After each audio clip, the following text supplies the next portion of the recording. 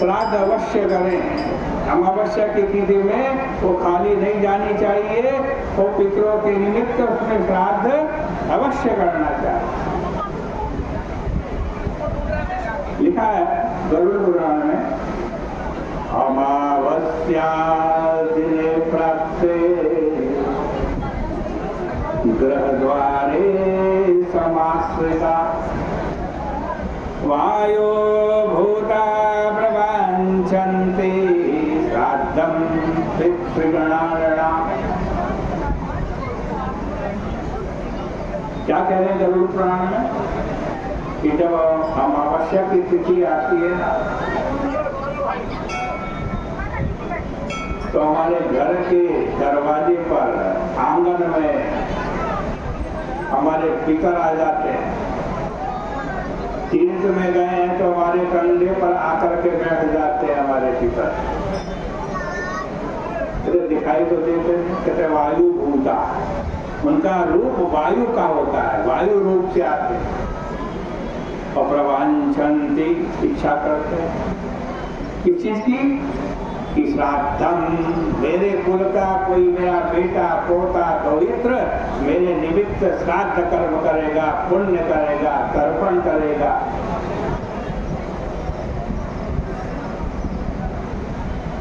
कौन ऐसी आशा करते हैं? पितृगणा। पितृगण किनसे? नृणाम, अपने कुल के लोगों से। और आपके समीप रहते हैं। अमावस्या के दिन ध्यान रखना, आपके पितर आपके आसपास ही है, दूर नहीं। वायु रूप रख करके आए।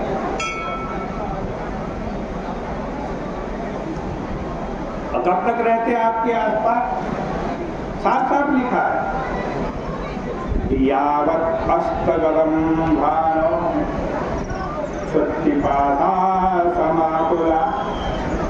जब तक सूर्यास्त नहीं रहता हुआ आपके चारों तरफ मंडराते रहते हैं, भूखे रहते हैं, प्यासे रहते हैं। साथ और तर्पण कर दे तो तृप्त हो जाते हैं, नहीं करते तो आपके पास भूख के क्षुब्ध बने। भूख पिपासा बने प्यास, भूख और प्यास से समाकुला, व्याकुल हुए वे वो आपके आसपास घूम रहे हैं। कौन?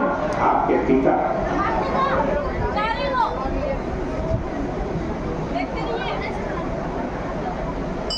और भाई जो पितरों के निमित्त श्राद्ध करता है, तर्पण करता है, उसको आशीर्वाद देकर के जाते हैं।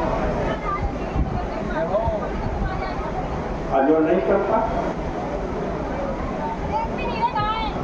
कहते हैं तपश्चात् गते सूर्य।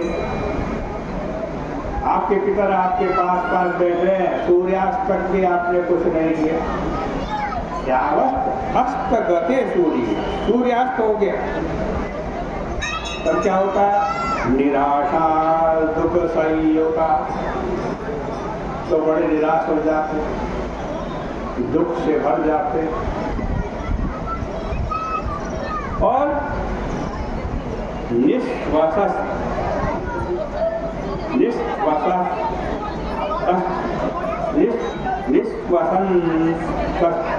जानती।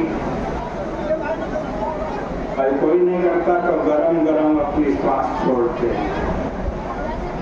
कुछ उनको खाने को पीने को तो मिलता नहीं, अपने ही आंसुओं का जल पी लेते हैं। अगर वंशजा, और अपने वंश के लोगों को श्राप दे करके वापस लौट जाते।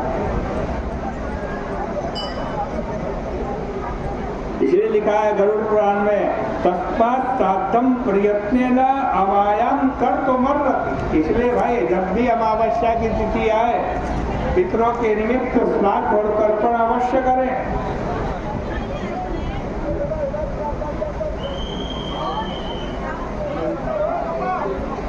श्राद्ध कर्म से, तर्पण करने से, पितरों के निमित्त तीर्थ में बैठ करके उनका स्मरण करते हुए उनका तर्पण करने से क्या होता? उनकी मुक्ति मिलती है। श्राद्ध कर्म कोई ऐसा वैसा कर्म नहीं है, बल्कि बड़ा वैज्ञानिक कर्म है। पितरों की मुक्ति के लिए, या प्रेत बन गए हैं पितर तो उन प्रेतत्व की मुक्ति के लिए श्राद्ध में 3 शक्तियों का उपयोग उन पे किया जाता है। जाता है 3 शक्ति।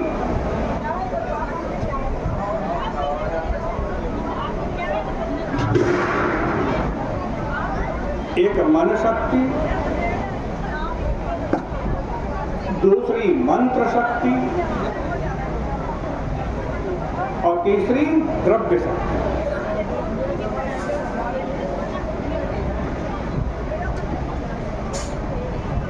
शास्त्रों में मन की शक्ति अति असाधारण करके वर्णित की गई है। ये जो हमारा मन है ना, मन ही समस्त संसार का उत्पत्ति, स्थिति और प्रलय करता है। भागवत जी में लिखा है, आदौ मनः तदनुबन्ध विमोक्ष दृष्टि पश्चात् प्रपंच रचना भुवनाभिधाना।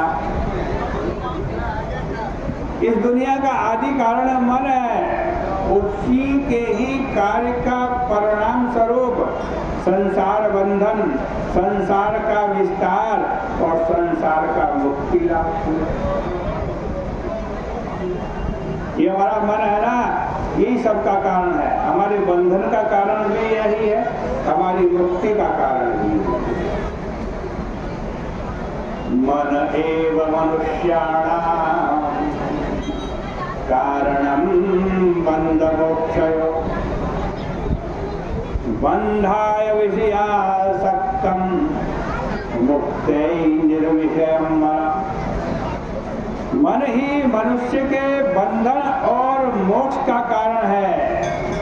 विषयों में आसक्त ये हमारा मन हमारे बंधन का कारण बन जाता है और यही मन, इसी मन से मनमोहन को याद करते करते यही मन मुक्ति का कारण बन जाता है, मोक्ष का कारण।